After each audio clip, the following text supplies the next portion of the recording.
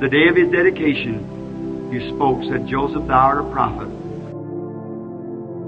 In his dedication of the little boy at the altar, somehow I was inspired to say, Joseph, thou art God's prophet.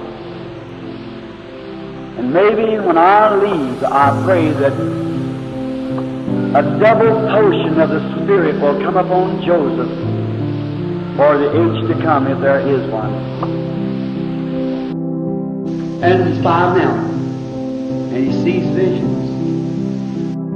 I'm going for it one of these days, friend. We'll leave the world. I pray that God will take the Spirit that He's let me have and put a double potion upon my son Joseph to shine the light while I'm gone. And so then, I expected Billy. Billy's one of the finest boys the world could. He wasn't called in the ministry. Now, I don't want to leave without having somebody to represent and take my place when I'm gone. I went up to kneel to pray and started there. There stood that light hanging between 2 trees. Said, go back to your work. I went back to the Bible and laying in my car and when did the wind that blowed it over. The Lord Nathan was sitting at David and said, go tell my servant David, I took him from that sheepcote, from feeding those few sheep of his father's. Now I made him a great name like the great man. Not all the greatest name, but just like great man. Never made him a Billy Graham, but give him a name, you know. Said, I done that. But said, I can't let him build a temple. But his son, and this dude said his son, oh my, there it was. I said, Joseph, that's right. But I believe Joseph, even a little mean boy that he is, I believe God's calling. That's the reason kids can't get along with him. He's a leader. And I know that God's calling him.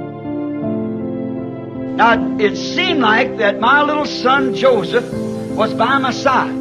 I was talking to him. Now, if you'll watch the vision real close, you'll see why Joseph was standing there.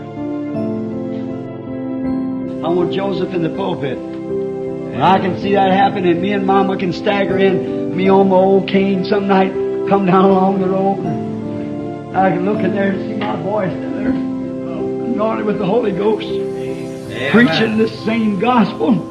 I want to take this old book and say, son, here it is, it's yours.